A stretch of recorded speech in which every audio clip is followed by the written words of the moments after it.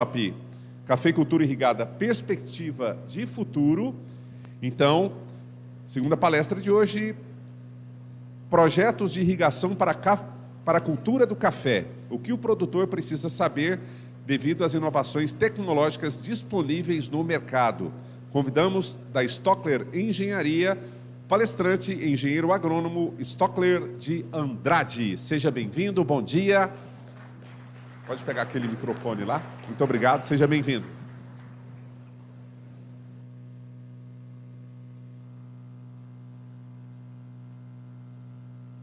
Alô?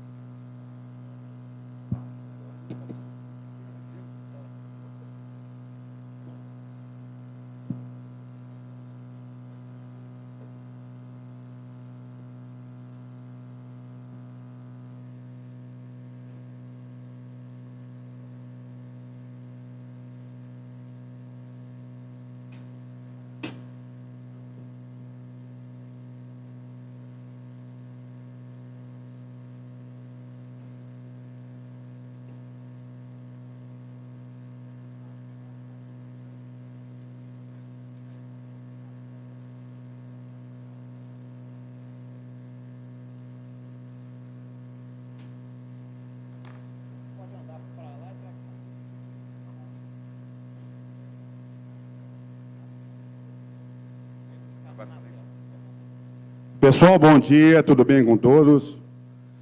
Primeiro, um prazer muito grande estar com vocês para poder transmitir um pouquinho da nossa experiência aí de 26 anos já trabalhando com irrigação. Agradecer muito a Associação dos Cafeicultores de Araguari. Obrigado ao Mosca, obrigado André, ao Eusímio pelo convite. Em especial também pelo 23º Simpósio da Cafeicultura Irrigada. Eu faço aqui uma menção muito importante para o pessoal da Inovagri e também da Embrapa e da ABID. O que vem acontecendo? Como eu já estou há vários anos na área de irrigação, a gente percebe que uma evolução muito grande no setor e o desenvolvimento desses institutos, e inclusive o que vem acontecendo agora com a Inovagri, e também com a ABID, é uma satisfação muito grande participar com esse pessoal, com essa equipe. Então, uma satisfação muito grande. Parabéns ao professor André, ao NIUP também, pelo simpósio. Bem, pessoal, eu trabalho com irrigação já há muito tempo, trabalho com vários projetos na cafeicultura e trabalho no Brasil com várias culturas. Então, o que eu vou trazer para vocês hoje é a nossa experiência em alguns projetos de irrigação e o que vem acontecendo. Aproveitando a oportunidade, eu gostei muito da fala do professor Molion, que é o seguinte: o Brasil é o país do futuro. No final da conclusão dele, ele comentou com a gente: o Brasil é o país do futuro para a alimentação mundial. Então, já sinalizando, foi passado pelo professor André, que nós temos hoje 600 mil hectares da cafeicultura irrigada. Nós temos hoje uma agricultura já mapeada pelo Cristofides entre 7 e 8 milhões de hectares irrigados. E no Brasil existe potencial mapeado para 70 milhões de hectares. Ok, com recurso hídrico, tá, com potenciais de recursos hídricos para que a gente possa expandir nossa área para 70 milhões de hectares. Então, essa é a oportunidade. Porém, o que eu vou trazer para vocês é alguns critérios de engenharia em projetos para que a gente possa tomar muito cuidado, e vocês estão verificando nesses 4 anos o que aconteceu com a escassez do recurso hídrico, que é a fonte principal para que a gente possa irrigar, e as obras que estão sendo executadas para que possa armazenar esses recursos hídricos e os problemas que nós estamos tendo e o que a gente tem que tomar muito cuidado na execução dessas obras. E de quem são essas competências. É isso que eu trouxe para vocês. Tudo bem?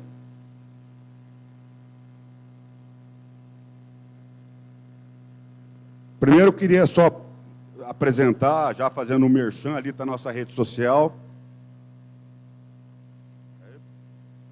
Pulou. Então, aqui também tem nossas redes sociais ali em cima, para que possam nos acompanhar. Eu falo para vocês, até o Eugênio brincou comigo agora há pouco, que eu sou péssimo em rede social, e realmente sou mesmo, porque isso aí é coisa nova e a gente não tem tempo para isso. Porém, a gente já acompanha nessas redes. Sou engenheiro agrônomo de formação, minha graduação é pela Universidade Federal do Paraná.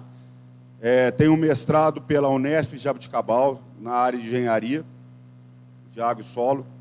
Sou sócio da BID, sócio da Sociedade Brasileira de Engenharia Agrícola. Fui professor até o ano passado e parei de ministrar aula. Ministrava aula na graduação, na pós-graduação do Unifafib, para as disciplinas de hidráulica, hidrologia, sistema de irrigação e drenagem, relação solo, água, planta e atmosfera.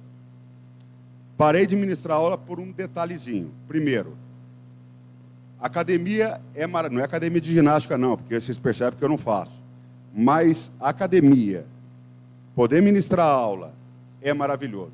A docência é maravilhosa. Porém, o serviço nosso com o escritório, com a empresa, ela exige muita viagem. Nossas obras cada vez estão ficando mais distantes e demandam muita atenção em viagens. Mas isso eu consegui, todo esse tempo, conciliar. O que eu não consegui foi o que o professor Monion também falou.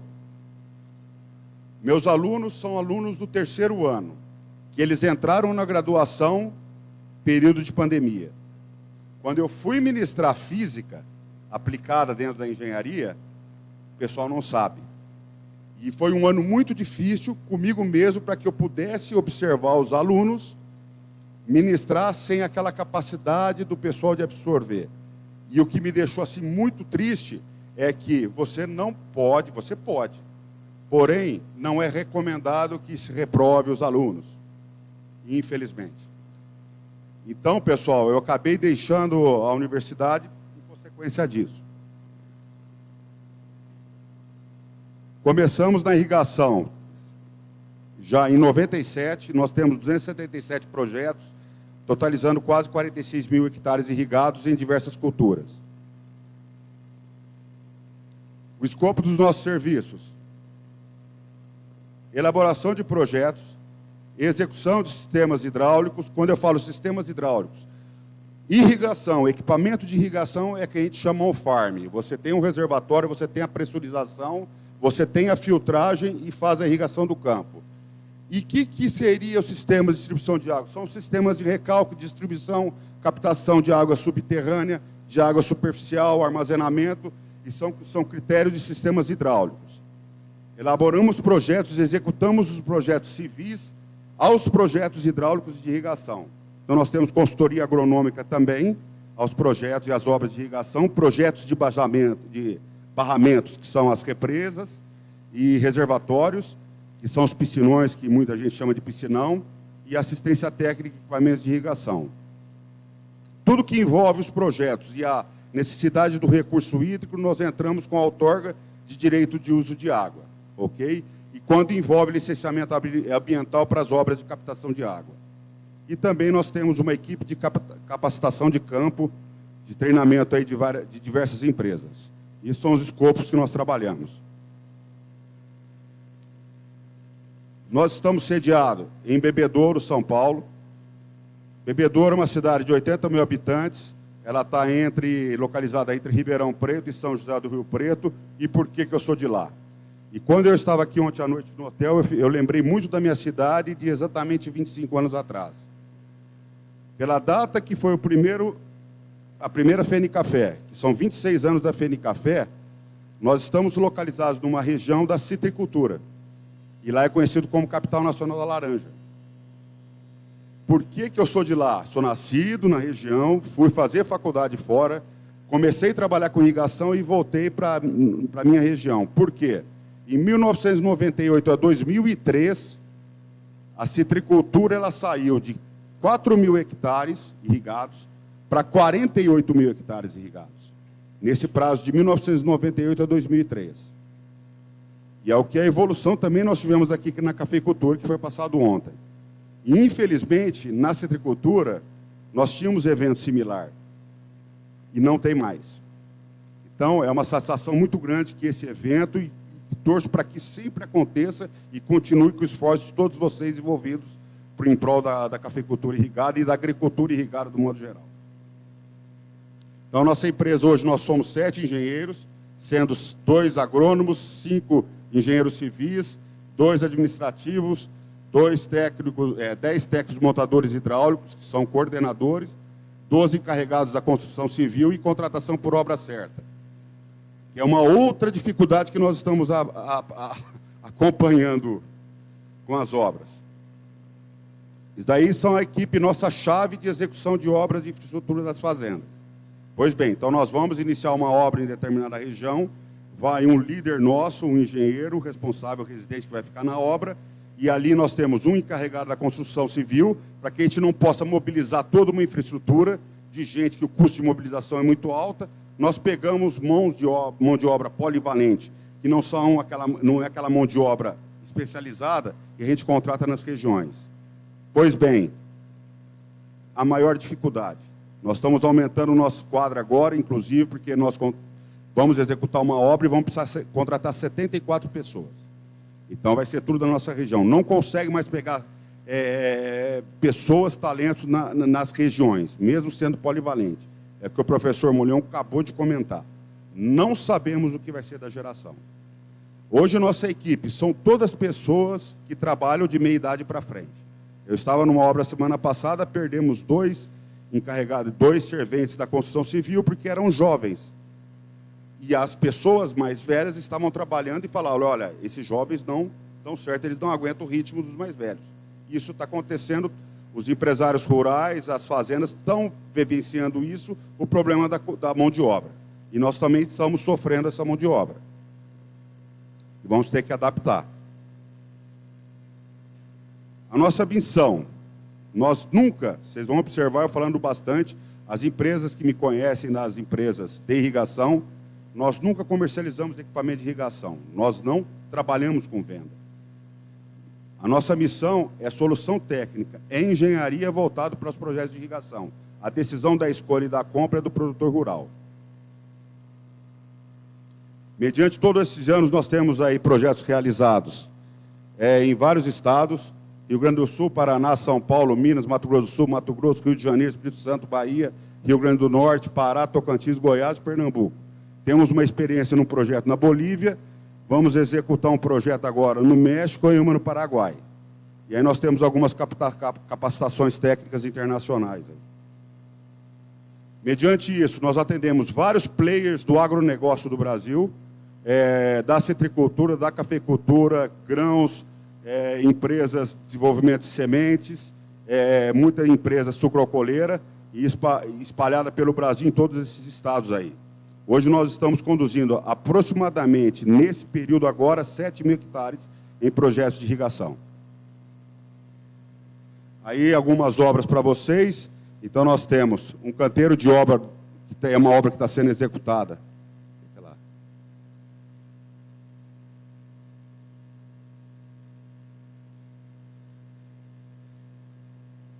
Essa superior ali é uma obra, um canteiro de obra na divisa de Minas com Goiás.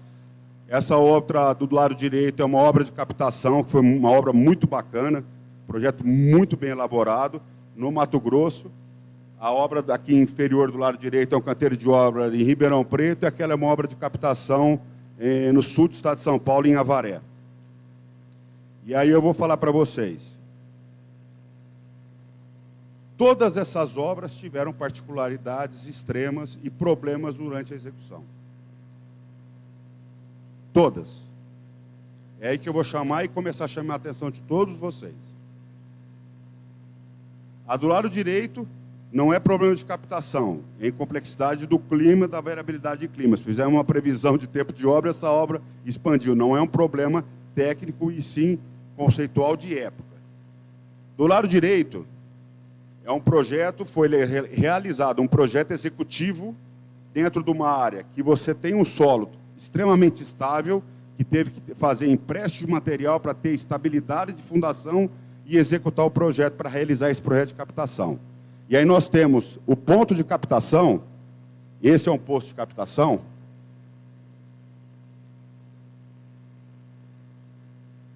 e nós temos 40 metros de aduela e um dispositivo de pegando água de captação superficial.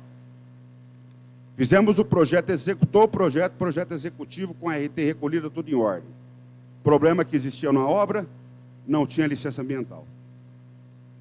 Aí ele teve um auto de infração ambiental, nós tivemos que efetuar um projeto as-built, que eu vou mostrar para vocês esse critério de projeto as-built, da complexidade, para que tivesse a licença ambiental dessa obra realizada.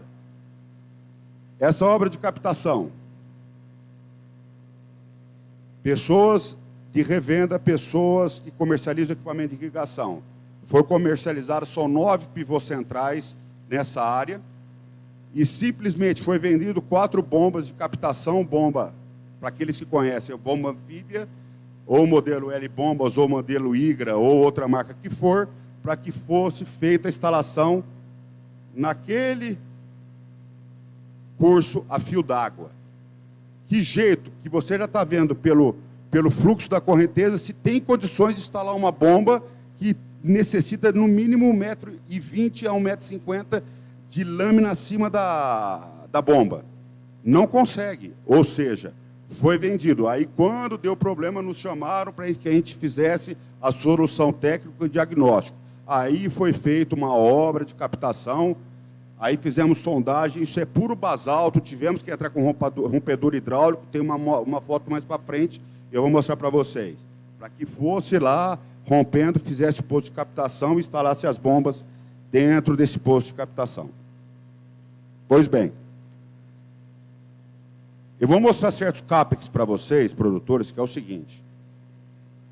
Quando você compra equipamento de irrigação, é muito comum que vocês sabem o preço de mercado, que quanto que custa para irrigar com gotejamento uma lâmina de 2,5 mm. Vocês sabem, na média por hectare, 10, 12 mil reais, dependendo do projeto. Ok? Isso pode ir para 15 mil reais, isso pode ir a 17 mil reais o hectare. Então, tá bom, equipamento de irrigação é uma coisa. A partir do momento que envolve infraestrutura, o negócio muda e isso pode dobrar. Isso é a realidade. E essa informação, vocês muitas vezes não têm. Exemplo disso, essa obra de captação pronta, executada, custou 600 mil reais. E às vezes você não está pensando no desembolso desse capital, e esse capital ele entra como surpresa para vocês. Então tomem muito cuidado com o planejamento inicial de qualquer obra que vocês forem realizar.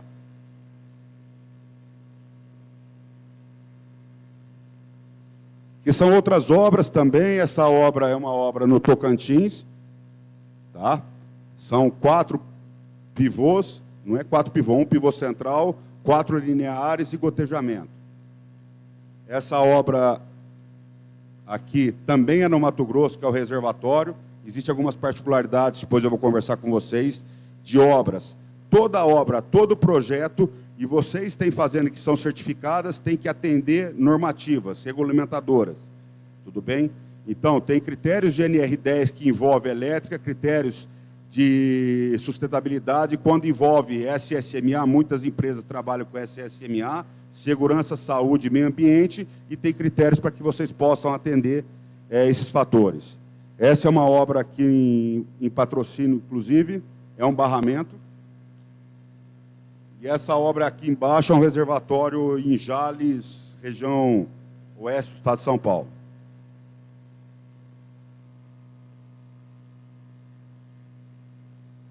Vamos lá, regulamentação. O que acontece? Eu falei para vocês que eu estou há 27 anos no mercado. com exatamente 2 anos da minha graduação, eu abri o escritório. Eu gostaria até, professor André, que no futuro o CREA tivesse, porque aqui eu vou falar bastante do CREA. Por um detalhe, com 2 anos, quando eu abri o escritório, fui lá e cadastrei. Eu já tinha meu CREA, minha graduação é Paraná, o escritório era em São Paulo, fui lá e registrei no CREA São Paulo. Abri a empresa e cadastrei a empresa com o meu CNPJ, beleza. Então, eu tenho a empresa cadastrada e eu como responsável técnico da empresa e eu como responsável técnico também de qualquer produtor que eu faço a regulamento de RT por obra e serviço ou carga e função. Ok. Todas as empresas, na época, que concorriam comigo, ninguém tinha CREA. Ninguém tinha CREA. E por que não tinha CREA? Porque o mercado não exige. Isso é realidade. O mercado ele só vai balizar por qualidade técnica a partir do momento que ela seja regulamentada. Existe regulamentação para isso. Proprietários, vocês não podem executar nenhuma obra de infraestrutura, nenhuma obra de irrigação dentro de uma propriedade se não houver responsabilidade técnica. Vocês podem comprar defensivos? Não. Tem que ter o receituário agronômico. E obra de infraestrutura e de irrigação é garantido para vocês, por lei, e é a garantia de um bom serviço. Não é garantia, tem muita gente que pode fazer coisa errada, mas é da legislação. Vocês têm que solicitar o responsável técnico por uma obra. Eu falo isso porque lá atrás, há quantos anos atrás, eu falei que comecei na irrigação e a citricultura saiu de 4.000 para 84.000 hectares. Quantos projetos foram feitos errados? E cadê a responsabilidade técnica? E por incrível que pareça, em muito lugar que eu passo hoje, ainda acontece. Por quê? Porque não existe uma responsabilidade técnica, uma preocupação da cobrança da ART. Isso é real. E aí que eu gostaria que o CREA estivesse aqui, e se houver algum conselheiro, dou a liberdade para a gente conversar. O CREA fiscaliza a área urbana. O CREA não fiscaliza a área rural. Entendeu? E obra de infraestrutura, de irrigação, é área rural. O CREA não fiscaliza. Então, se levo o convite para o CREA, venha participar para que a gente possa passar a preocupação nossa.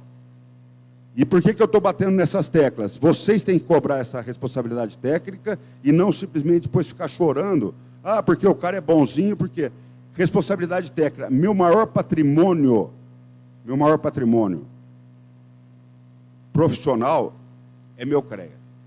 É o que eu sei, é minha faculdade. É muito tempo de estudo, é muito tempo de dedicação. Isso é realidade. Se eu perder isso que eu tenho, acabou minha vida. Profissionalmente. Entendeu? Financeiramente, qualquer um recupera. Mas perder isso que nós temos, não pode. Isso chama-se idoneidade técnica, responsabilidade técnica. Então eu falo para vocês, vocês vão ter acesso a isso, eu não vou ficar lendo nada do que a resolução do Conselho Federal de Engenharia nos fala, que toda obra e serviço de engenharia e agronomia exige habilitação legal para a sua elaboração e execução, com a emissão da notação de responsabilidade técnica. Eu pergunto para vocês, gente, quantos já viram uma RT em uma fazenda, ou vocês, como produtores, pediram uma RT de uma obra?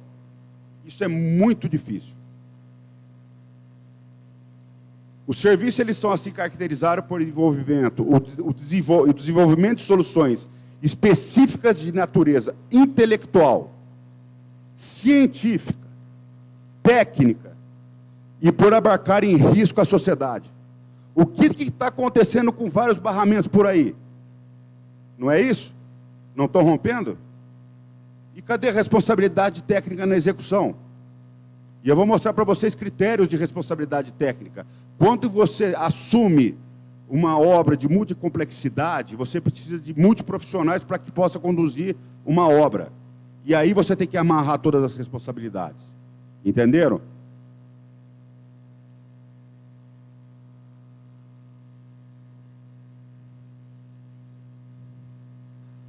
As obras são assim caracterizadas em função da complexidade e do multiprofissionalidade dos conhecimentos técnicos.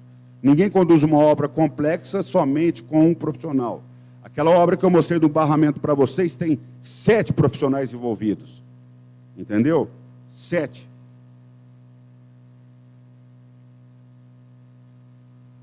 E na nossa regulamentação da profissão, estou falando em 1933, Getúlio Vargas, foi publicado lá no Diário Oficial da União, a regulamentação da profissão do engenheiro agrônomo.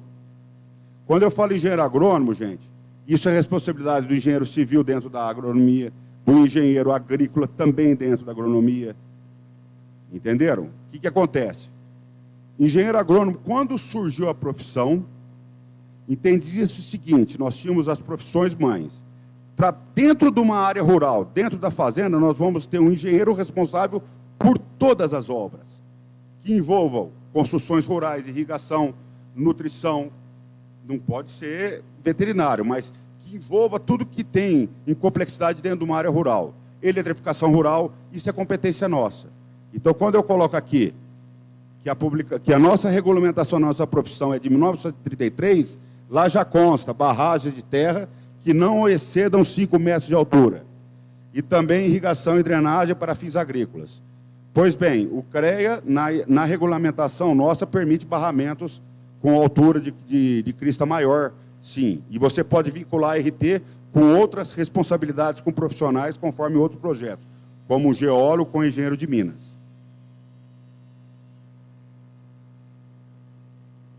Nós temos, dentro da nossa profissão, atividades do 1 a 18. Então, vocês agrônomos, e a grande maioria aqui nesse plenário, com certeza é agrônomo, depois vocês vão observar todas as atividades que competem à nossa profissão, que é supervisão, coordenação, estudo e planejamento, estudo de viabilidade técnica e econômica, assistência e assessoria, vistoria, perícia, avaliação, desempenho de carga e função, fiscalização de obras e serviços técnicos. Isso tudo é competência nossa, conforme o Conselho Federal de Engenharia e Agronomia. E a anotação de responsabilidade técnica, que eu falei desde o início, é o documento que define, por efeitos legais, os responsáveis técnicos pelo desenvolvimento. Pronto. Então, agora eu vou falar o seguinte. Eu fiz um projeto de irrigação. Ok. Fiz o recolhimento da RT. O projeto que eu vou recolher vai ser um projeto, uma RT de característica de projeto executivo. Eu tenho responsabilidade com relação à performance desse projeto, sou eu.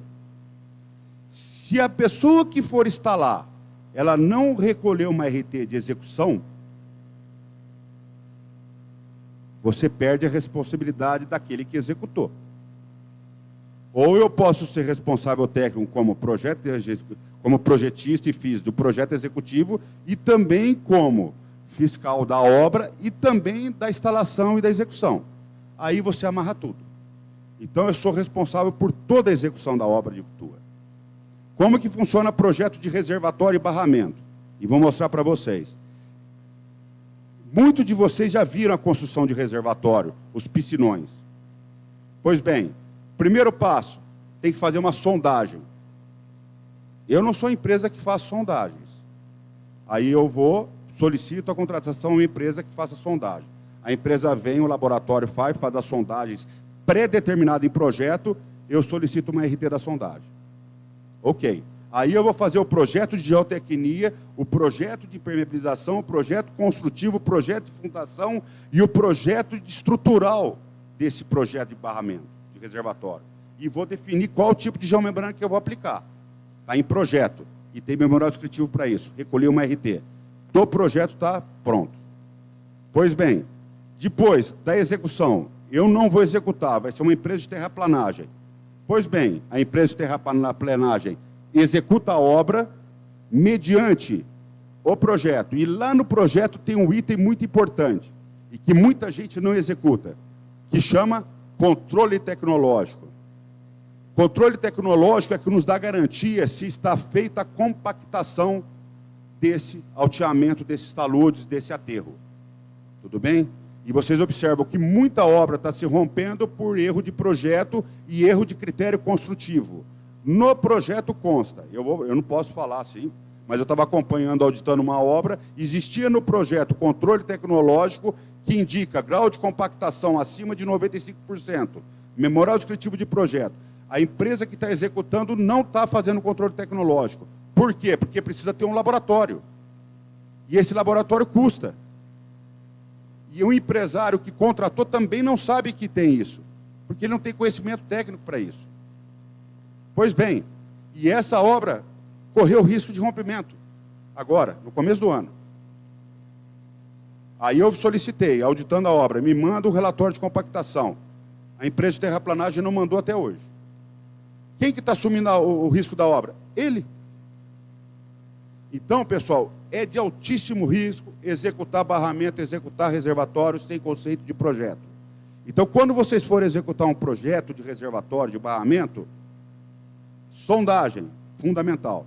Nós fomos fazer projetos de reservatórios recentemente, e eu pedi sondagem até 10 metros de profundidade, foi difícil achar área na fazenda por causa do lençol freático.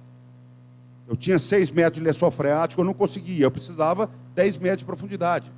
Então, virou um queijo suíço a propriedade. Então, é fundamental. Isso é critério de projeto. Aí vocês vão estar cercados de segurança. O empresário, o agricultor, o que está contratando essa obra, ele não tem que ter responsabilidade. Ele não pode correr o risco de depois sair na mídia porque o rompimento de tal empresa aconteceu um rompimento. E tem que ter os responsáveis técnicos para isso. E não pode ter falha nesse processo. Entenderam, gente? Por isso que tem que ter recolhimento de ART de todo mundo que está envolvido. A lei de 77 estabeleceu sua obrigatoriedade em todo contrato para execução de obra ou prestação de serviço de engenharia, agronomia, geologia, meteorologia e outros. Está ali, gente. É obrigatório por lei. Então, vocês contrataram, exigem isso, que é responsabilidade do fornecimento. Vou falar valores, porque todo mundo fala assim, mas quanto custa uma RT? Putz, grilo. Custa ter um engenheiro que assume a responsabilidade, isso custa. Mas uma RT de uma obra, ela vai te custar, dependendo da complexidade do valor da RT e da quantidade de atividades envolvidas, ela custa de R$200 a R$1.000. Uma RT. E isso te dá segurança. Tá?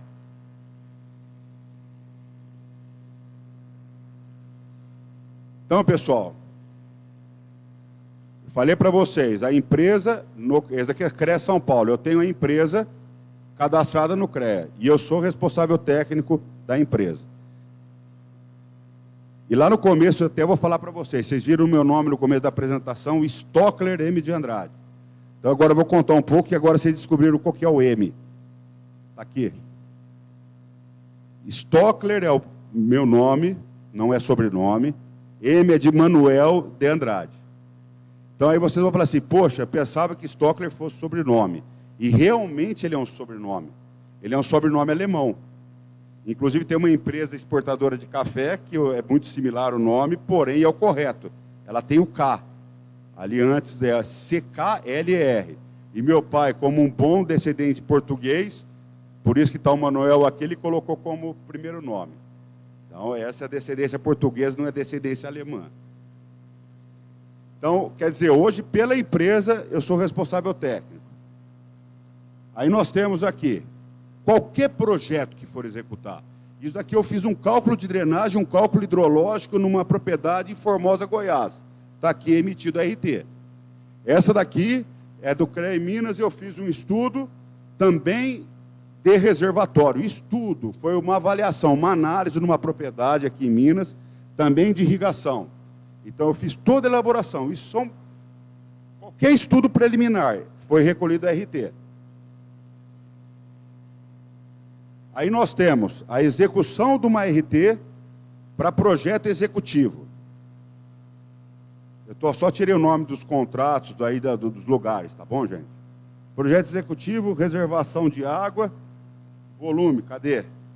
80.837 metros cúbicos, barragem de terra e estrutura de vertedouros, em uma única RT. Já foi feito o projeto executivo.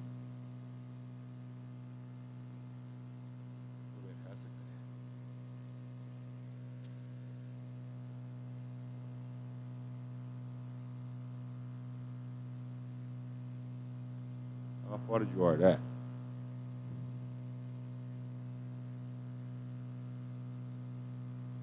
Projeto executivo. Depois de executado o projeto, você tem a opção, como eu falei lá nos primeiros slides, esse é um projeto no Mato Grosso, que eles nos solicitaram um projeto as-built. Projeto as-built, no termo, é como construído. Tudo bem? Aqui, então, nós temos um projeto de irrigação, projeto de infraestrutura, de reservatório de estação de bombeamento e canal de chamada para captação. Então, também para finalidade agrícola, projeto as-built. Este outro, execução. Agora vamos falar certas particularidades de projetos de irrigação que às vezes a gente não sabe que demanda e que a gente tem responsabilidade de executar. Tudo que envolva área rural é de competência do engenheiro agrícola, do engenheiro agrônomo. A empresa que nós fizemos um projeto de reservatório, nós fizemos o projeto das balsas, muita gente conhece de balsa, eu chamo de flutuador. Os flutuadores que são instalados as bombas de captação dentro do reservatório, nós fizemos o projeto executivo de flutuabilidade, calculando o empuxo e a flutuabilidade da embarcação. Nos pediram o projeto executivo. E está lá. Execução. Dispositivo metálico e embarcação. 5 unidades. Então, aqui era o projeto de todo o reservatório, com a embarcação e a embarcação instalada. E foi solicitado o projeto de execução desses flutuadores.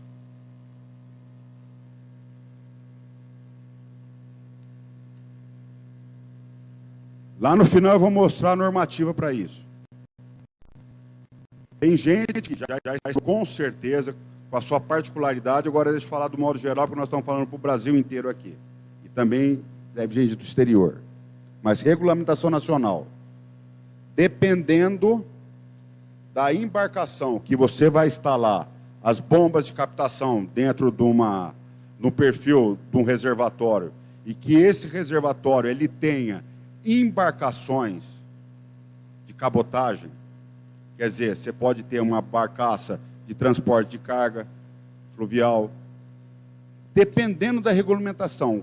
Onde você estiver, consulte a hidrelétrica, consulte a regulamentação do Estado. Nesse caso aqui, eu precisei documentar essa embarcação na Marinha, como embarcação fundeada. E tem norma construtiva para isso. Então, você instala, você faz o projeto da embarcação, aí depois nós colocamos, nesse ponto aqui,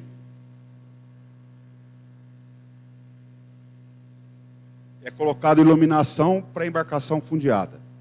E aí você deixa sinalizado. Então tem critério para isso. Tá? Isso é muito comum, vou falar para vocês. A gente está com um projeto no Rio Grande, agora na divisa, entre São Paulo e Minas, e a gente está fazendo um projeto para a embarcação fundeada também. E tem outros também no Rio Tietê que exigiram para a gente a embarcação fundeada. E regulamentação e projeto aprovado pela Marinha. Isso é um projeto de um barramento, é um projeto básico, não é executivo, esse projeto ele alterou, inclusive, e é um projeto de alta complexidade. Alta complexidade porque ele tem 32 metros de crista, do talveg, da cota mais baixa do talveg até a altura da crista. E pelo Plano Nacional de Segurança de Barragens, barramentos com cristas acima de 15 metros, ela entra num outro plano, numa outra concepção de projeto. É muito mais complexo. Então, uma garantia que eu dou para vocês é falar o seguinte: aqueles que não querem se preocupar, trabalhem com projetos com barramento abaixo de 15 metros de altura de crista, certo? E também com volumetria abaixo de 3 milhões de metro cúbico de volume armazenado nos barramentos. Para que vocês entendam, foi feito o projeto, fizemos a RT, e tem outras pessoas, outros profissionais, são 6 profissionais trabalhando, com geólogo, com engenheiro de minas, com outros projetistas e recolhendo RTs para que possa fazer e enquadrar esse barramento no Plano Nacional de Segurança de Barragens. Isso é uma normativa federal. Então, só uma imagem do barramento, estava executado. Aqui teve uma situação, quem gosta de projeto, entende de projeto, é o seguinte. Quem tem barramento na propriedade, quem tem reservatório, a interferência em talude é o grande problema dos barramentos. E em reservatório também. Esse reservatório nós temos 32 metros de altura. E aí é muito comum as instalações você trabalhar com tubo passando pela represa e abastecendo o movimento lá embaixo, concorda? Por norma, nós temos que ter a vazão Q710, que é a vazão mínima, passando a jusante do barramento, para baixo do barramento, que é a vazão residual. Ok.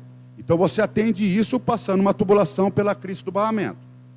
Agora, que tubo que eu coloco onde eu tenho um reaterro de 32 metros de altura? Primeiro, eu não consegui material que pudesse aplicar. Consultei vários fornecedores. A consultoria de Belo Horizonte, que estava trabalhando com a gente, que é uma empresa de rejeito, inclusive, ela falou, em rejeito, que a gente tem barramento mais alto, a gente não se aplica esse tipo de conceito de projeto. E aí, o que nós fizemos aqui? Nós trabalhamos com sifão invertido. Então, a gente tem um sifão invertido trabalhando, que a interferência está na borda livre do reservatório, ela está com 2 metros de altura, é feito o sifão invertido e a gente mantém a vazão que é 710. E até a vazão maior, instalou um tubo de 8 polegadas, como se for invertido, e para manutenção da vazão que é 710. Porém, vai chegar um ponto que esse barramento deixa de passar água pelo sifão invertido. Aí a gente vai acionar a bomba para manutenção do Q710. Tá? Então, são obras complexas, que aí você precisa ter uma equipe multidisciplinar. Esse daqui é o projeto do reservatório, piscinão, de 281 mil metros cúbicos. Então, existe a RT, fui eu que fiz a emissão da RT, de projeto de geotecnia do reservatório. Está aqui. Depois nós temos um projeto, que eu não estou olhando aqui, de terraplanagem também, de volumetria.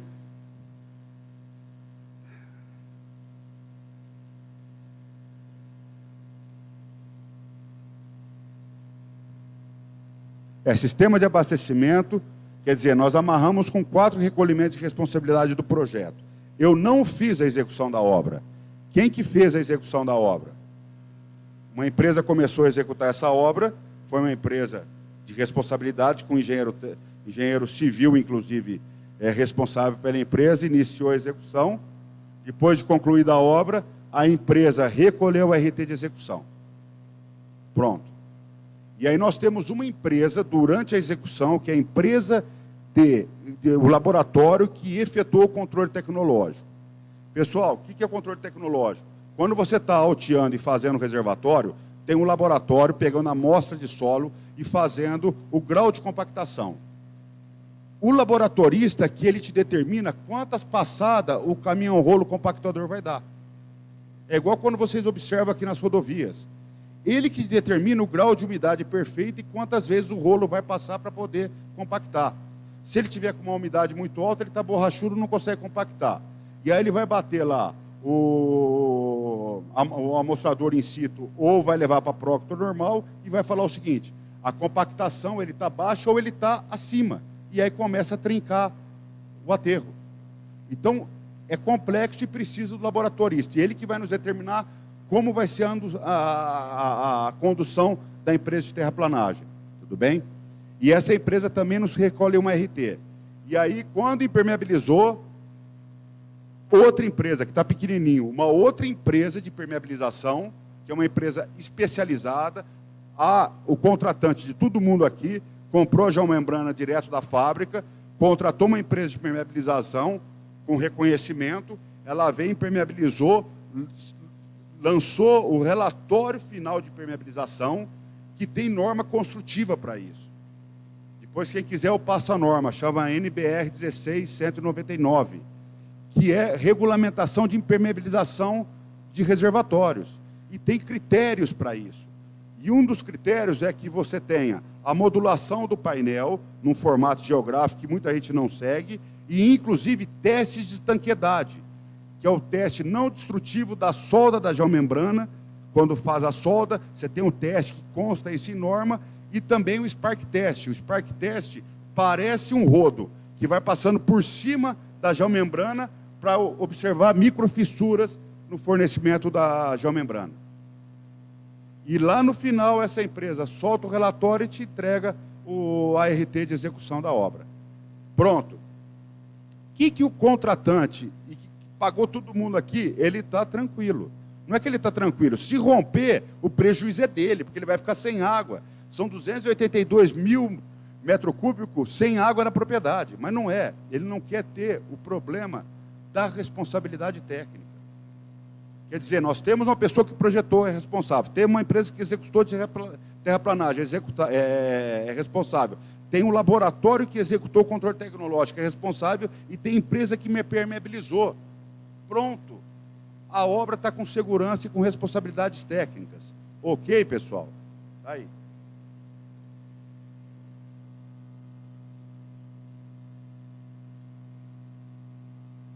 E mediante uma RT, uma única RT, você consegue emitir. Essa daqui é uma obra que está sendo conduzida, são 1.562 hectares, projeto de irrigação, edificação 348 metros quadrados, aí a quantidade de projeto, aí a execução da obra civil de 348 e também a execução, o acompanhamento da instalação de 1.562 hectares de irrigação. Numa única RT, 4 responsabilidades, 2 de projeto, uma de execução civil e uma de acompanhamento de obra, você amarra a responsabilidade técnica de uma obra inteira de 1.562 hectares de instalação de irrigação. E aqui é um outro projetinho também, com 22 metros quadrados. Aqui é um padrão de projeto construtivo com recolhimento de ART, isso é pivô central. Essa daqui é edificação de alvenaria, um padrão de um projeto de captação. Então nós temos um tubo interferindo fora da borda, em cima da borda livre do reservatório, em atendimento das bombas. É um projeto civil aí, padrão aí, ele é até arquitetônico, porque a outra prancha que ela vai ter a parte de fundação. E essa daqui é do Tocantins, numa única RT também, você executa o projeto de 180 hectares de aspersão e também a área de projeto de gotejamento numa única RT. Dessa forma, reserva de N problemas. Por quê? Está aí. Você faz um projeto, você executa um projeto, tudo muito bem elaborado, se gasta uma fortuna de dinheiro na execução, e aí simplesmente o reservatório rompe. Está aí. Isso é o problema. Quer dizer o seguinte: problema da interferência da tubulação de sucção da bomba na crista.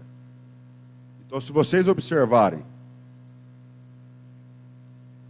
está lá? Essa mesma tubulação aqui saindo aqui embaixo. Esse reservatório ficou cheio 3 meses. Rompeu, ficou 2 anos inoperante. Até procurar responsabilidade. Reservatório de 100 mil metros cúbicos, qual que é o prejuízo total? O prejuízo total está no campo que não irrigou. Tudo bem? E toda uma casa de bomba, de 8 bombeamentos que estavam instalados, neste ponto, que foi uma adaptação provisória que tinha aqui. Então, neste local, neste ponto, nós tínhamos 8 motobombas, 2 transformadores de 750 kVA, tinha painel soft starter para partida de todos esses motores e QGBT. Tudo isso, a água levou fora. Porque rompeu o reservatório e levou. Entenderam? O prejuízo ficou para a propriedade. Então, a gente precisa se acercar dessas situações e com critério técnico de tudo que eu falei para vocês. Por quê? Foi procurar responsável, não achou. Porque não tinha databook e banco de dados de responsabilidade técnica do projeto. Quer dizer, investimento no mínimo de 3 milhões de reais, que fez a mais por um erro de procurar responsável, né? Conseguir achar. Então, toda essa preocupação está em alguns valores para vocês. Isso são obras que a gente está acompanhando atualmente. E por que tem que tomar cuidado? Eu dei alguns exemplos para vocês de 3 projetos recentes. Um projeto de 112 hectares em café, gotejamento com um investimento de R$ 23.896. Eu não quero entrar em critério de lâmina, de infra, de nada. Só quero mostrar esse valor que são coisas reais. Um outro projeto de 81 hectares com investimento de R$ 26 mil. E um outro projeto de 106 hectares com investimento de R$ 35.970. Então, quando vocês saem e vão procurar quem vende irrigação, eles vão falar para vocês que os valores, nem pensar que chega a isso. Tudo bem? Irrigação, ela vai ficar, equipamento, dependendo da lâmina, R$ 16 mil, R$ 18 mil.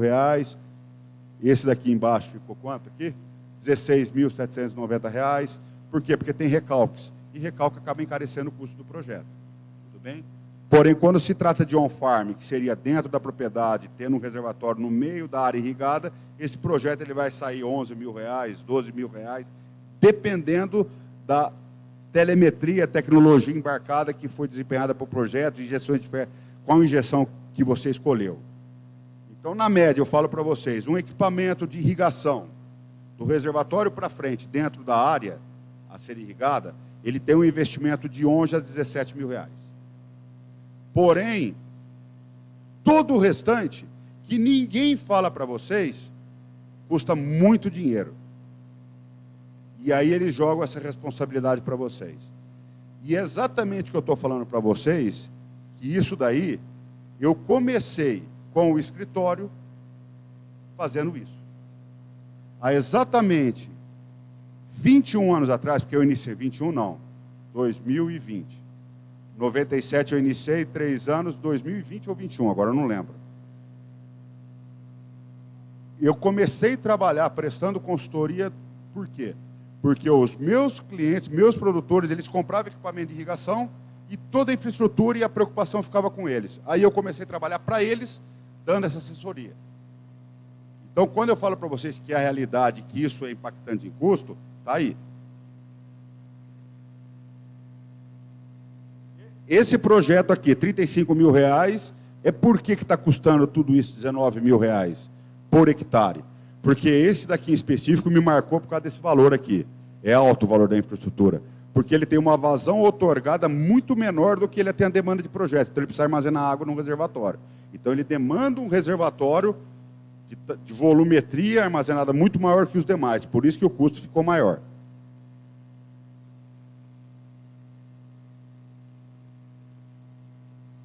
Vou dar um exemplo para vocês. A preocupação. Se eu falei para vocês que o investimento médio com infraestrutura, equipamento de irrigação, ela fica em R$ 25 mil de execução, só espera aí que eu acho que botou um slide, deixa eu ver. Faltou aqui. Lá em cima nós temos um custo de R$ 16.652, é um projeto real, uma obra de turnkey de pivô central, com lâmina de 5 milímetros. Eu vou falar 5 milímetros porque tem muita gente que também tem outras culturas e lâmina de 5 milímetros, o custo de investimento é menor do que um pivô de 8 milímetros. Então, pivô de 5 milímetros, R$ 16.652. Infraestrutura, abertura de valeta, casa de bomba, é o custo por hectare. Equipamento de irrigação médio, ele fica R$ 10 mil a R$ 17 mil por hectare, dependendo da tecnologia. E aqui estão alguns valores de infraestrutura civil. Abertura e reaterro de valas, R$ 750 por hectare. Casa de bomba e ancoragem, R$ 2.500 por hectare. Mão de obra para instalação, R$ 1.800 por hectare. Isso é mão de obra polivalente. Reservatório, R$ 12 por metro cúbico de água armazenada. Isso é um custo médio de mercado hoje. Pô, Stocker, como que você chegou nesses valores? Imagina que você comprou equipamento de irrigação, você não vai colocar mão de obra nenhuma, nada, só vai colocar elétrica.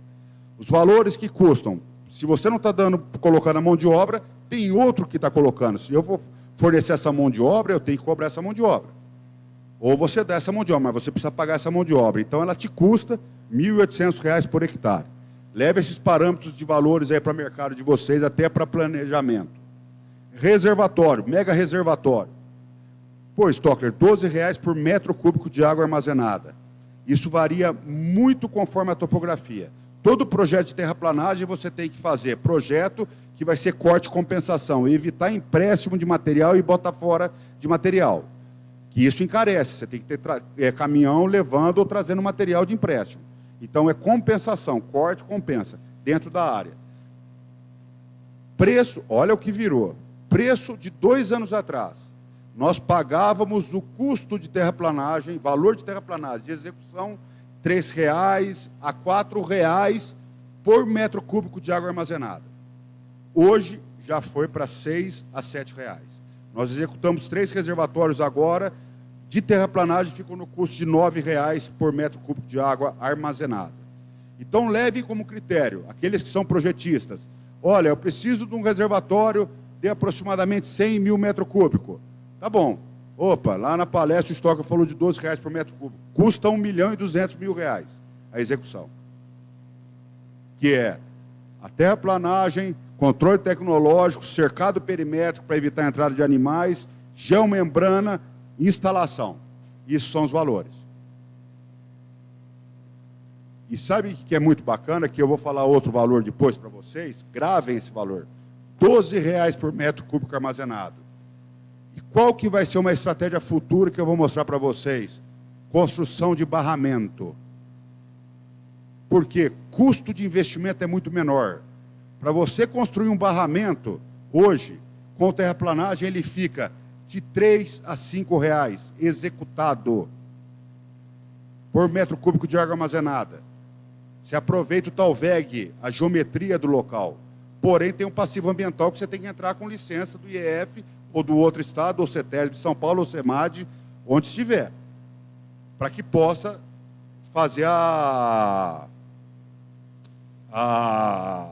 licença ambiental dessa área. Pois bem, eu tenho 15 minutos, vou falar um pouquinho, porque tem vários slides aqui. Vamos lá. Oi. Nenhum custo desse consta a rede elétrica. E eu vou mostrar para vocês que o grande problema hoje é a rede elétrica.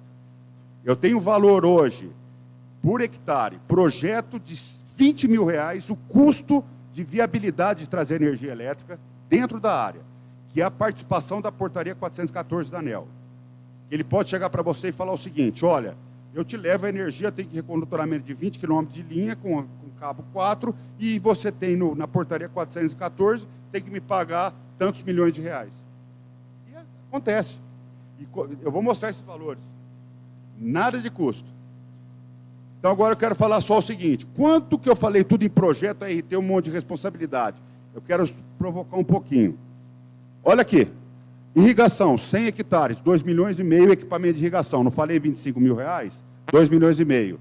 Área, eu sei que os valores hoje do hectare, 150 mil reais, médio, não é isso? Beleza, não é? Área de café, 150 mil reais de hectare. Então você tem 15 milhões de reais capitalizado. Ativo biológico, você não tem 4 milhões de reais de ativo biológico, da cultura, do plantio? Você tem um investimento de 40 mil reais por hectare. Você tem 4 milhões. Você tem um investimento em 100 hectares de no mínimo 21 milhões de reais. 21 milhões de reais. E equipamento de irrigação custou 2,5 milhões. E aí você simplesmente não contrata uma engenharia ou não cobra a engenharia. Porque quando eu falo contrato, não é para contratar a minha empresa, não é isso. Tem várias empresas de engenharia. As próprias fábricas, as próprias revendas têm corpo de engenheiro, tem excelentes engenheiros. Contanto que vocês cobrem responsabilidade. Entendeu? Cobra desse pessoal. Vocês têm que saber que existe técnica nisso. Então, eu vou falar o seguinte, em cima de tudo que eu falei para vocês, honorário de engenharia, 2% é o valor de projeto na tabela do CREA, honorário de engenharia. Nós estamos falando aqui em 50 mil reais. Você vai comprar 2,5 milhões em equipamento, você vai gastar 50 mil reais em projetos para ter segurança e você acaba não fazendo. Se eu fizer o inverso aqui, pegar o valor do serviço de engenharia para o capital desempenhado em todo o teu 100 hectares de terra e do valor do ativo biológico e da irrigação, nós estamos falando em 0,23%. E às vezes vocês não olham isso com bons olhos, falam assim, não preciso de engenharia. Entenderam? E aí, o que acaba acontecendo? Quando você vai construir uma casa, e eu vou pegar um valor de uma casa de 2,5 milhões, num valor de Minas Gerais, janeiro de 2022, um metro quadrado de área construtiva, um metro quadrado construtivo em Minas Gerais, médio de alto padrão, custa R$ 3.160. Aí eu estou falando que você vai pegar e vai comprar um terreno, num condomínio fechado aqui em Araguari, beleza, mais tantos R$ 1.000, vai construir uma piscina, vai dar uma remodulada, custo de R$ 6.500 o metro quadrado para você construir uma casa de alto padrão, ok? 385 metros quadrados, valor de 2,5 milhões é o valor da tua irrigação. E aí vocês vão fazer o seguinte, na hora que for construir essa casa, o que vocês vão contratar? Arquiteto, engenheiro para fazer fundação, decorador. Isso é realidade. Isso é realidade. Vocês não vão pegar isso daqui com a vontade de desembolso de 2,5 milhões e correr risco. Vocês vão fazer como manda o figurino, por isso que tem essa demanda. E na área agrícola, infelizmente, eu falo para vocês que é uma realidade. Muita gente não observa a necessidade do lado profissional da engenharia dentro dos projetos de irrigação. Premissa de projeto. Cara, seguinte, professor Rubens, à tarde ele vai falar muito sobre o manejo, tem várias palestras. Deixa eu dar alguns conceitos para vocês rápidos de projeto de irrigação, que eu tenho, acho que 10 minutos. 10 minutos. Todo projeto ele começa como um projeto agronômico. Você não pode pegar a tua área, uma imagem do Google Earth. Desculpa, o Google Earth ele veio para nos ajudar muito. Porém, não se faz projeto, não se compra projeto em cima da imagem do Google Earth. Projeto de irrigação, você tem uma pressão mínima de funcionamento de 7 metros de coluna d'água, 10 metros de coluna d'água. Imagem do Google Earth não te dá a acurácia, a precisão na cota Z, que é a altimetria. Ele te dá planejamento. Porém, elaborar projeto com imagem de lá, não tem jeito. O que eu tenho de projeto de pivô central, não é projeto meu não, é projeto que eu sei que eu estou dando assistência técnica. Com problema de pressão, porque foi feito com imagem de satélite, é um problema sério. E sabe outro, que eu vou mostrar uma imagem? Cuidado, é bom. Cuidado com quem for efetuar levantamento planotimétrico com VANT, com drone. O equipamento, a imagem, ela precisa ser trabalhada, ela precisa ser tratada. Tomem muito cuidado. A imagem do VANT, quando você faz o levantamento em áreas de APP, e que quando eu vou pegar água, eu preciso, e a água superficial, eu preciso pegar água lá no rio, o VANT faz o voo, ele dá inconformidade nas curvas por causa da vegetação e dá erro. Quando você está numa área limpa, é mais fácil. Você consegue ter segurança na imagem do VANT. Tudo bem? Quando você está indo para áreas de APP, para a área de cerrado, aquele cerradão, ela te dá inconformidade. E não dá para executar projeto com essas áreas. Aí o que é o certo? Bater o RTK, passa o bastão e vai fazendo com o RTK para pegar o perfil do ponto de captação até o reservatório. E projeto de reservatório e barramento é só com RTK. Não dá para fazer com VANT, me perdoa. Isso é realidade. Todos os projetos que eu fiz até hoje, tudo que eu recebi, não dá para fazer. Estou fazendo um agora em Uberlândia que não tem como realizar. E foi feito com o VANT. Projetos de irrigação. Quando eu falo tudo infraestrutura, é o que envolve o projeto. Mas tudo se inicia quando o produtor ele quer pensar num projeto de irrigação, é o projeto agronômico. Caramba, a cafeicultura eu acho que é um dos mercados que tem mais assim, profissionais, agrônomos, com know-how de manejo, com know-how de solo. Cara, isso é realidade. A citricultura não tem o que a cafeicultura tem. Quer dizer o seguinte, começou, tem intenção de irrigar, procura o seu engenheiro agrônomo. Procura, começa com as premissas básicas de um bom projeto. E o bom projeto, ele começa lá no agronômico, que precisa ser a caracterização do local. Depois a gente vem para a infraestrutura. Começa lá. Por que tem que começar lá? E se nós estamos falando do Brasil inteiro, a diferença está aqui. O projeto ele é uma particularidade espacial. Quer dizer o seguinte, o que é para cá não serve para a Bahia. O que é para cá não serve para Araxá. O que é aqui não serve para a Mogiana, não serve para a Garça. Aqui a aquicultura ela é dinâmica, o solo é dinâmico, a região é dinâmica. O professor Molhão falou bastante sobre isso. Quer dizer o seguinte, começa com o estudo agronômico. Em cima do estudo agronômico, eu trago para vocês. Pergunto se eu fiz. Não fui eu que fiz. Isso daqui é um projeto agronômico de um colega nosso, lá de Barreiras, na Bahia, que me mandou o material com a intenção do produtor que queria irrigar. Aí eu entrei fazendo todo o dimensionamento hidráulico de infraestrutura. Mas ele que fez esse levantamento. Uma área de 629 hectares, onde ele tem um 84% de eficiência de equipamento de irrigação, e eu tenho uma velocidade, uma VIB do solo de 40 milímetros, ele está trabalhando com fator de disponibilidade de 48%, isso aí são termos técnicos, para quem não conhece, não cabe aqui a gente ficar pontuando muito. E uma profundidade do sistema radicular. E ele fez uma liçãozinha de casa, que aí cabe todo mundo que tem habilitação para isso, que são os agrônomos, e que ele determinou, em cima da capacidade de campo, o professor Rubens vai falar bastante sobre isso hoje, capacidade de campo, ponto de murcha permanente, a densidade aparente do solo, ele pegou e determinou que a lâmina de projeto de irrigação é 6,59. Lá na Barreiras, lá em Barreiras, na Bahia. Agora, se a gente falar nessa lâmina para cá, tá certo? Não, de jeito nenhum, mas é uma condição local.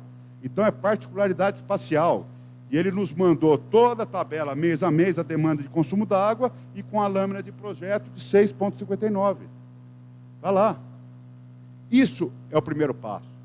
Então, quando vocês forem trabalhar, nós temos os professores da Uniub, tem o professor André, tem o professor Eusímio, tem vários consultores, tem um grande amigo meu que está ali, que eu estou vendo, ele já está barbudo, branco, que coisa horrível.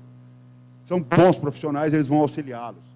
Em cima disso daí, vocês vão nos passar depois, que aí eu vou fazer o dimensionamento hidráulico, aí eu entro com o estudo, aí eu vou setorizar o projeto, aí eu vou ver o que é bom para você, entendeu? Quem sabe que é bom para vocês são vocês, claro, mas aí eu vou mostrar todos os critérios. Então, esse projeto, ele tinha intenção de pivô central e nós fizemos toda a harmonização das áreas de pivô com irrigação localizada. E tiramos uma área similar em área irrigada do pivô central e fizemos gotejamento. Tudo bem?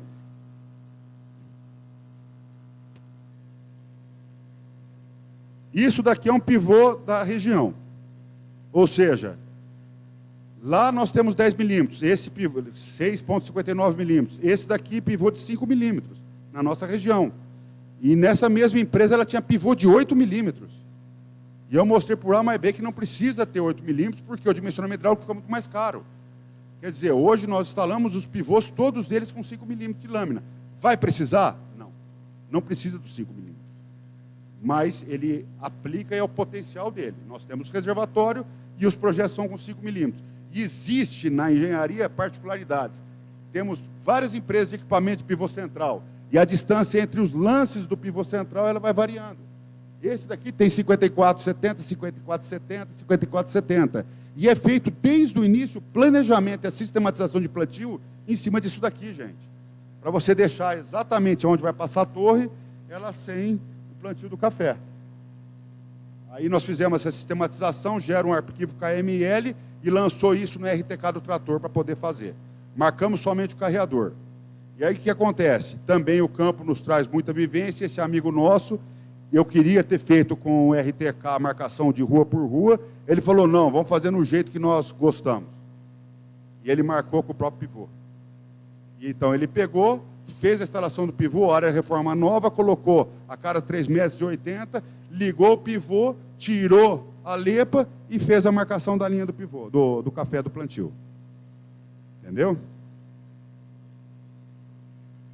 E aí depois do projeto feito. E na sistematização, você já faz o planejamento dos carreadores pensando em distância de máquina. Então nós temos carreadores com no máximo 270 a 300 metros de comprimento, que também é o que está acontecendo nos projetos de gotejamento. Então essa é a primeira safra do café, ficou bonito demais, né?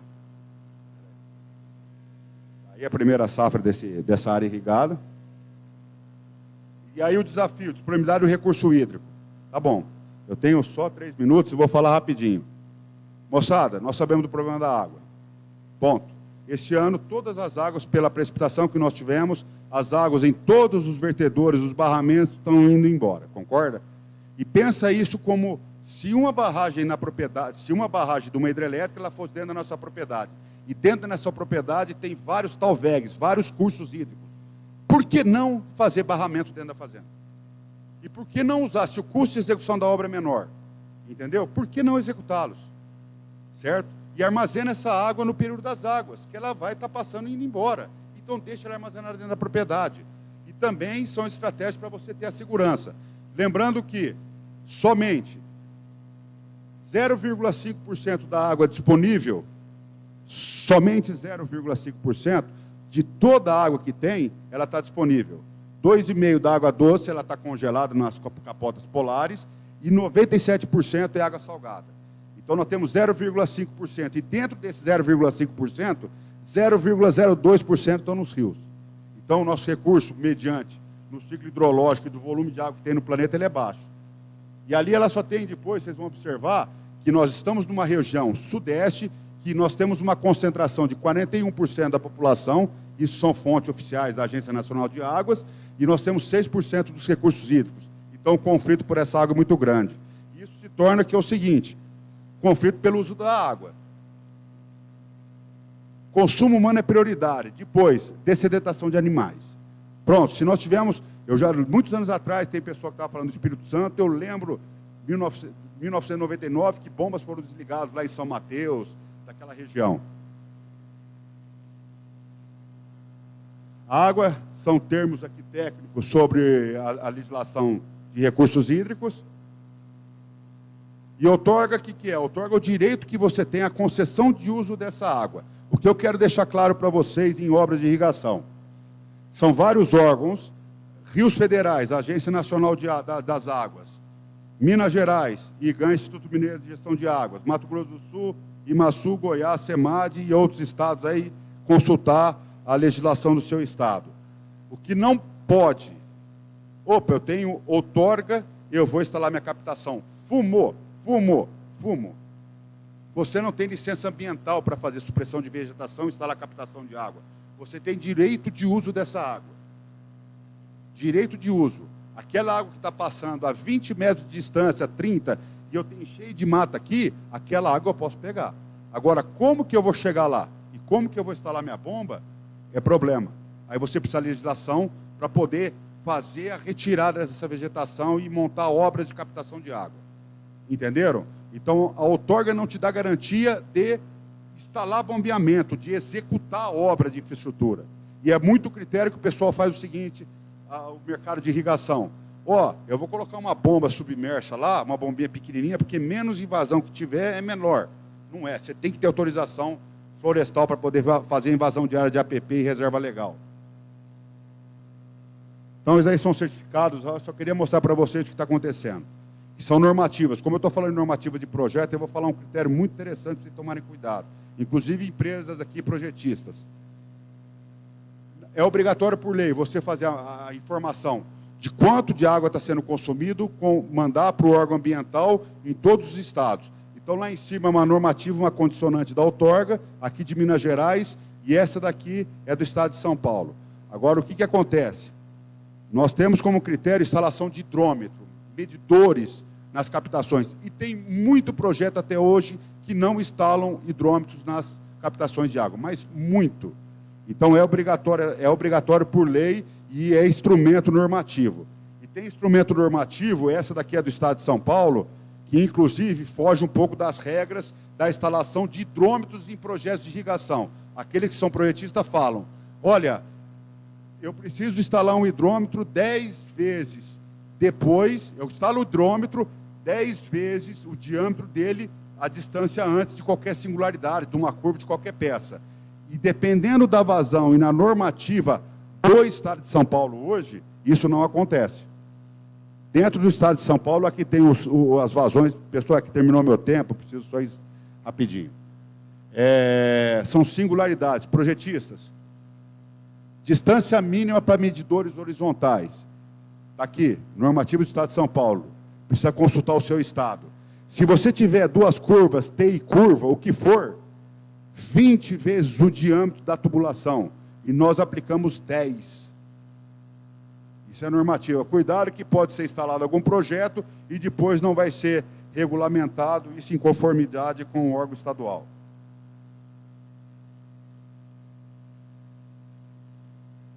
Meu companheiro falou da energia elétrica. Está aqui. Por que a energia elétrica é fundamental em todo o processo? Começou o projeto, quanto que é a carga instalada? É isso? Beleza. Tem aqui um valor muito importante. Custos por hectare de energia de projetos de irrigação para café. Nós temos valores médios de R$ 900 a R$ 1.400, custo OPEX de energia elétrica por hectare ano. Isso é custo real de energia. Isso é impactante no operacional. Lâmina de hidratação, eu falo que eu fiz um projeto, não liberou energia elétrica, tive que colocar diesel. Lâmina de hidratação, ele ia me custar R$ 572. Se eu colocar o diesel para hidratar, que eu estava com o meu equipamento de irrigação instalado, R$ 2.462 por hectare. Lâmina só de hidratação. E aqui tem alguns valores que são interessantes. Todo projeto que é encaminhado para concessionário para ver se tem carga disponível, tem o estudo de viabilidade da concessionária. Ok. Tem uma portaria da ANEEL 414 que fala: todo investimento tem o custo de participação do cliente.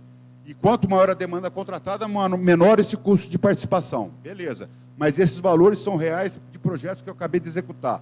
Eu tenho um projeto que o custo de participação que você precisa pagar para a CEMIG, para a CPFL, para a Eletro, para a Energisa, para quem for, R$ 4.686 por hectare. Em um projeto. E o outro aqui, R$ 20.769 por hectare. Só para levar energia dentro da tua propriedade. Tomem cuidado, faz parte do plano. Bem, aqui só vou passar, que são os estudos de habilidade, e aqui é a sistematização. Falei para vocês, tomem cuidado com o levantamento topográfico feito por Vant. Isso é um tal VEG de uma área que a gente vai fazer para barramento. Essas curvas não são confiáveis. Porém, na área lá em cima nós temos curvas confiáveis, porque era área sem vegetação. Ela nos dá representatividade. E aí são alguns projetos, setorização de projeto, todo o planejamento. Ele é feito com uma setorização do projeto de irrigação, depois faz o levantamento hidráulico e finaliza o projeto depois com todas as informações de potência instalada, de pressão requerida. Falei para vocês numa imagem que toda embarcação fundeada, ela demanda a legislação, que uma luz branca normal colocada ao lado do canal, depois, vocês tendo acesso, vocês leem essas informações, procura a legislação. Não instala embarcação dentro de área sem ter esse conhecimento da Marinha. E aqui são algumas fotos de algumas obras de captação, aquela outra era a obra de Gabião, essa que eu falei para vocês que teve investimento só no posto de captação, de R$ 600 mil, em função do rompedor hidráulico. Essa também é uma embarcação de captação, isso é no Rio Grande. Essa daqui é num outro curso hídrico, esse não precisa ter iluminação, legislação, porque ele não é um rio navegável, e quem legisla é a Marinha, não precisa. E aqui são alguma informação muito importante.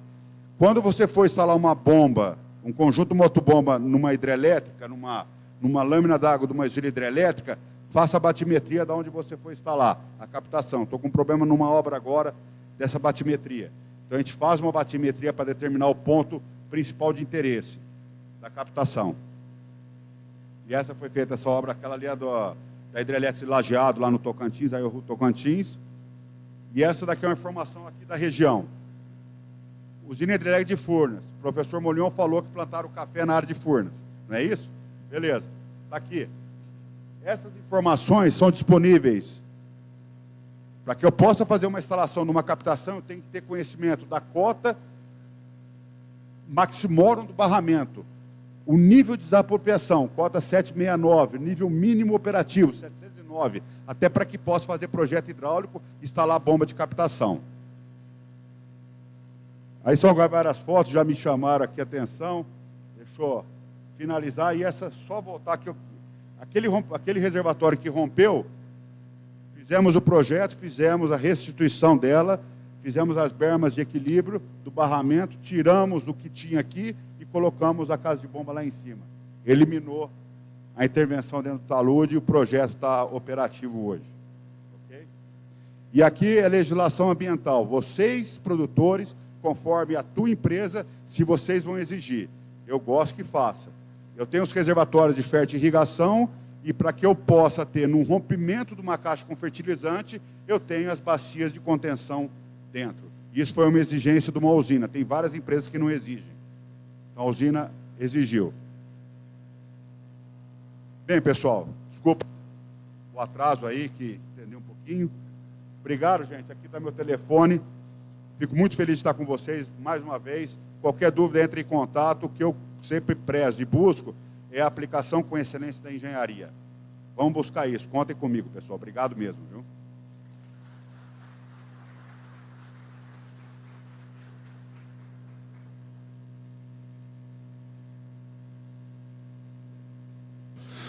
Bom, muito obrigado então, Stockler de Andrade, muito obrigado.